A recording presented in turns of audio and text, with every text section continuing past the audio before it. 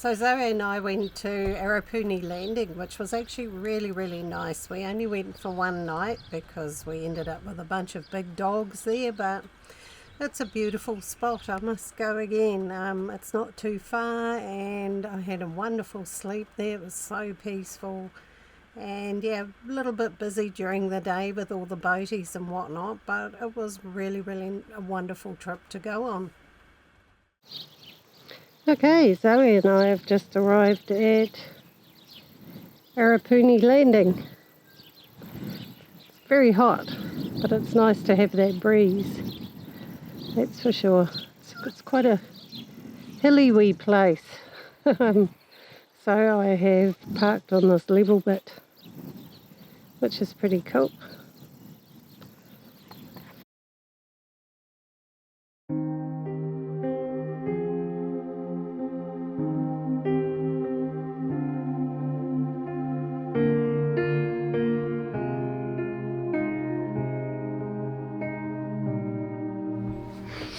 Hey guys, just a quick update. I wasn't going to add to the last video, whoops.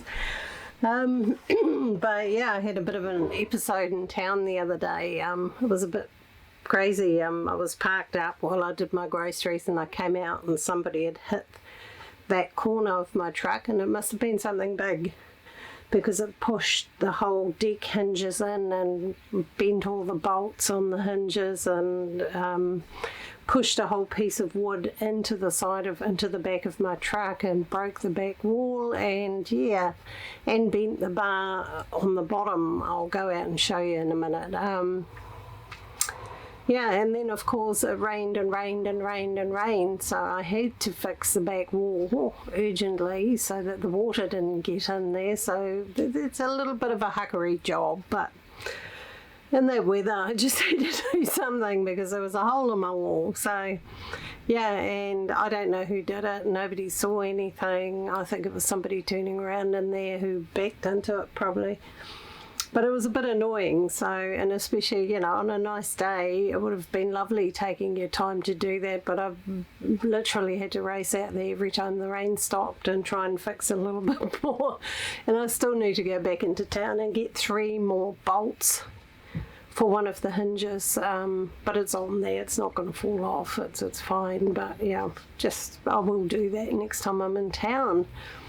But yeah, it's led me to thinking I really need to replace the wood on those back walls. Actually, it's very old and I've had rot at the bottom of it where the water sits, so I've sort of replaced that with bits of plywood and fixed it, but I've now had to patch another bit and it's starting to look a bit huckery. So yeah, let's go and have a look while it's not raining.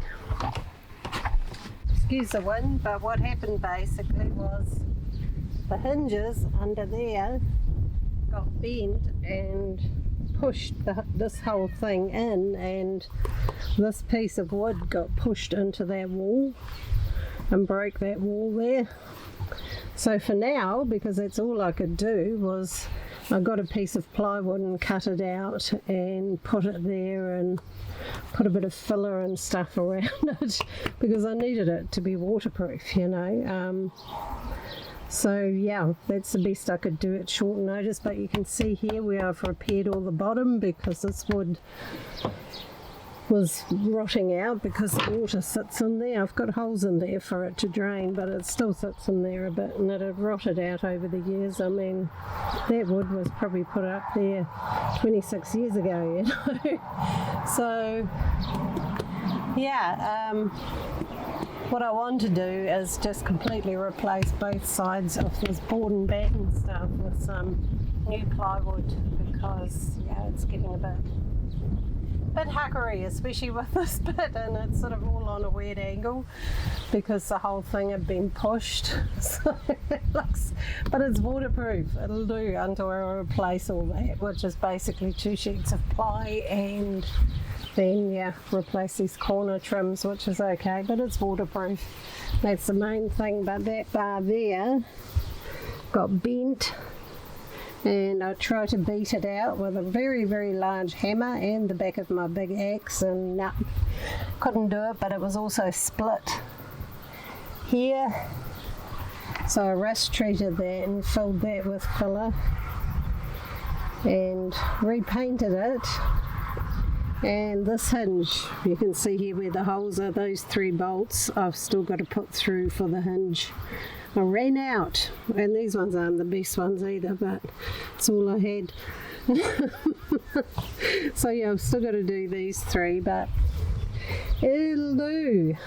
So yeah, I'm not too proud of my repair job here. That's not too flash. This thing was all broken too, so I quickly cut out another one so my poles don't slip out when I drive.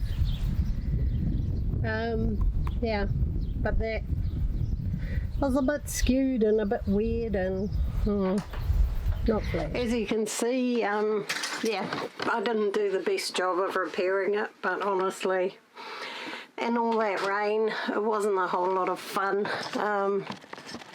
Yeah, so I've got a bit of a project coming up to replace those back walls, I think. The door goes right up to the top, so it's nothing complicated. I actually just need 2 rectangles of plywood and to redo that whole thing and put a proper flashing at the bottom, because it didn't have that. It needs a real flashing at the bottom so it stops that whole water issue from happening. So yeah, but for now it's watertight and I haven't got water going inside my wall to create any havoc. I've still got to finish fixing that hinge when I get another 3 long, narrow, skinny bolts. And then it'll be all good.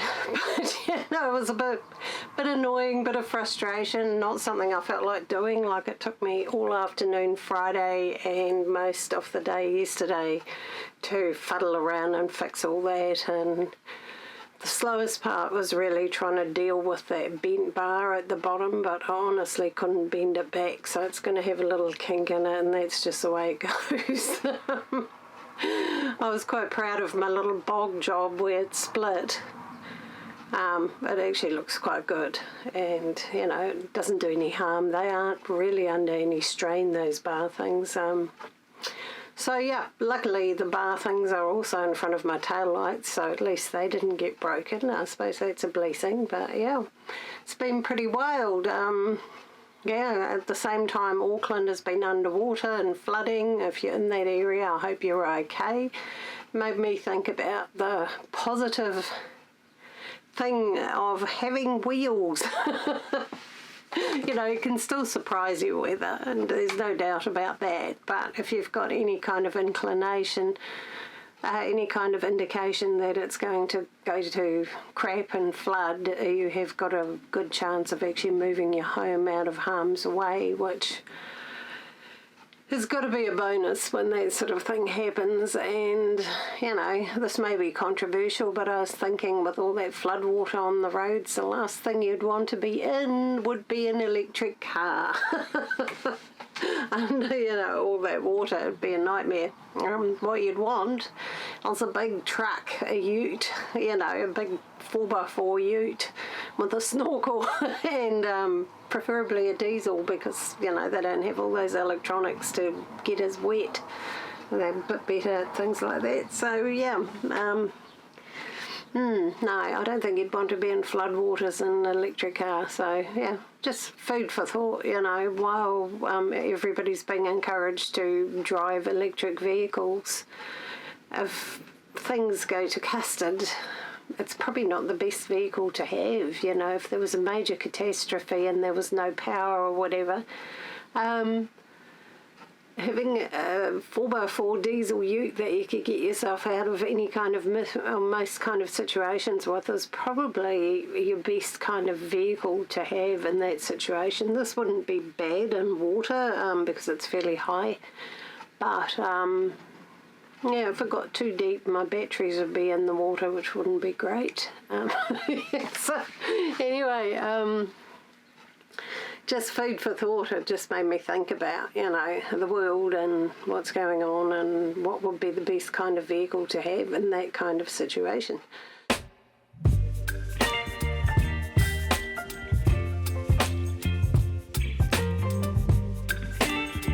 So anyway, I just want to sign off now before this video turns into anything too long, and send you all lots of love and see you all next time.